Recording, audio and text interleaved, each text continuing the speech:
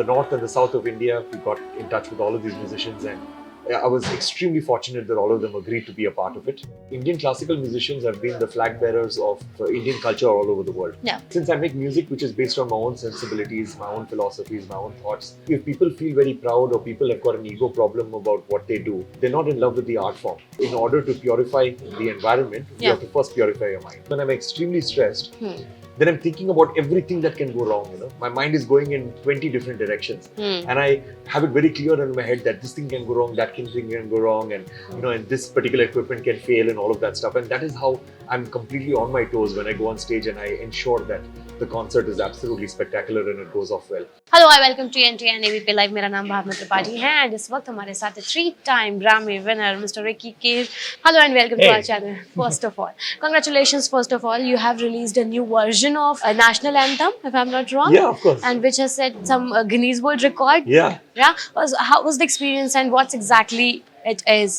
Let's talk about it. It's an amazing feeling to finally finish this project. And last year I had conducted a 100-piece British Symphony Orchestra performing the Indian National Anthem. Yeah. That was very successful. Our Honorable Prime Minister also had tweeted it. Yeah. And after listening to that version a few times, I felt that we needed to bring the soul of India into the National Anthem a little more into that version. So I thought if we're going to do that, we need to have Indian instruments. Yeah. And if we're going to have Indian instruments, we have to get the best musicians possible to be a part of it, and the most legendary musicians. Yeah. So that's when I got in touch with all of these amazing musicians: Pandit Hari Prasad Chaurasia, Rakesh Chaurasia, Aman and Ayan, Rahul Sharma, Sheikh Mehboob, Kalisehi. We got in touch with all of them: Jayanti Kumresh, Giridhar Udappa. So from the north and the south of India, we got in touch with all of these musicians, and I was extremely fortunate that all of them agreed to be a part of it. Yeah. And then after that, there is this institute in India. It's called the Kalinga Institute of Social Sciences.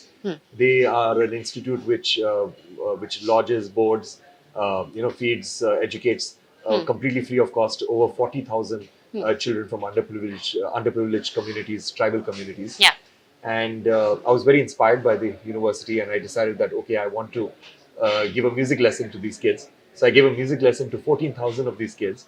Okay. And that music lesson ended with me getting them to sing the national anthem in 4-part harmonies. Okay. As a choir. And that is what became the new version of the national Yeah, anthem. we saw the video where you were teaching, I think, Sari, Yeah. the notes and everything. The notes right?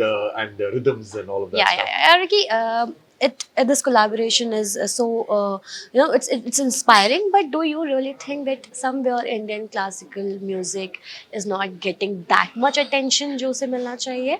Definitely, 100%. Because if you look at it, Indian classical musicians have been the flag bearers of Indian culture all over the world. Yeah.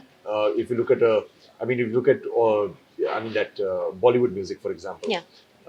Bollywood or film industry music. When there's a singer performs anywhere abroad, they are able to fill up a complete stadium. They're able to fill up a complete hall and all of that stuff. Yeah. But then who shows up for those concerts? The audience is only the Indian diaspora. It's not it's not people from the international community. Whereas when the classical musicians like Pandit Ravi Shankar, when he was alive, or Pandit Hari Prasad Chaurasia, or Anushka Shankar, or Ustad Zakir Hussain, when they perform abroad, the thing is that they get a very diverse audience. They get a huge audience, The foreign audience also, exactly, and people who are not from India all.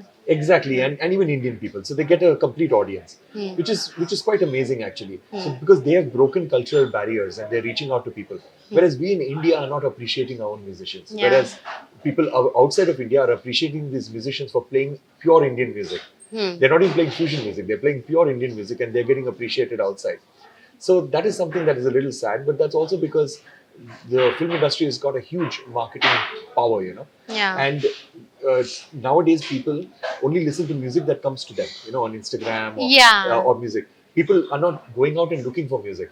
So people who have got the highest marketing budgets are the people whose music gets heard the most. Yeah, agree. Acha, now let's talk about you.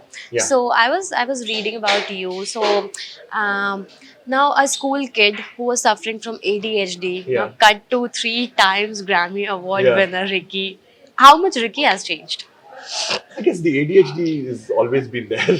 Okay. Like even now also you must be noticing I talk very fast. Yeah. I move my hands a lot. So I've constantly got, it's just that how much I'm able to control it at any given point of time. So the ADHD is always there, but I use it to my advantage. Okay. Like for example, before a concert, Mhm. I'm always extremely stressed because of the, I believe it's because of the ADHD. I'm always very, very stressed. Previously, I used to think that why am I so stressed? Why am I so Even now? tensed? Even now, and I've done more than 600 concerts now. Agreed. Even now, I'm extremely stressed. But then the thing is that I start realizing that I have to use that to my advantage because when I'm extremely stressed, then I'm thinking about everything that can go wrong. My mind is going in 20 different directions, and I have it very clear in my head that this thing can go wrong, that thing can go wrong, and and this particular equipment can fail, and all of that stuff. And that is how I'm completely on my toes when I go on stage, and I ensure that the concert is absolutely spectacular and it goes off well. So it's about that. I guess, like when you have a perceived limitation in your life, you have to use it to your advantage. In 2015, when you, I think, won your first Grammy Award, Yes. and you met our PM, Mr. Modi. Yes. I think meeting was supposed to end in 5 minutes, Yeah. but it took 1 hour Yes. long. What you people were talking? No, I was very grateful for that. So I was told that it's going to be a 5 or 10 minute meeting, but it ended up going for almost an hour. Yeah. So we spoke about the environment because I'm very passionate about that, and Prime Minister Modi saw that I was very inspired by it. He told me that he was going to be visiting the climate change conference later on that year in Paris. So he spoke a little bit about that. We spoke a little bit about music, about different forms of music. So that was basically the conversation. We spoke about environment and the music. Okay. So you were announced as a goodwill ambassador at the United Nations, Yeah. I guess. वो क्या responsibility होती है ना? So I've been working with the United Nations for quite a while because of my environmentalism, and also I do a lot of work to support refugees. I do a lot of work to support children through UNICEF. Also work on health projects with the WHO. So that is why I guess I was announced as the United Nations Goodwill Ambassador at the UN headquarters by the President of the General Assembly. So that was a beautiful moment because then it gives a lot of validation to what you do, and it also helps you do bigger and better work. Okay, how much you are inspired? Like how you are inspired from environment? Like why environment only? So ever since I was a child, I've always been two things. I've been a musician and an environmentalist. Okay. Even before I knew the meaning of the word environmentalist, I was an environmentalist because Okay. I used to love hanging around with animals. I used to, even the scary animals, like I love going to the forest. I love spending time over there in the wild. Since I make music which is based on my own sensibilities, my own philosophies, my own thoughts, I guess both of these things merged with each other. Most of my music is about the environment and positive social impact around that. Okay, Ricky, when I am talking to you, I am feeling like you are grounded and very much calm and everything. But here, जब किसी की एक reel भी viral हो जाती है and people start behaving like a celebrity, and you are 3-time Grammy Award winner. What keeps you grounded? I guess the love for the art form. Because I think if people feel very proud or people have got an ego problem about what they do, then they are not in love with the art form. Yeah. So for me, it has always been about the art form. It's always been about music, and that's all it's always going to be.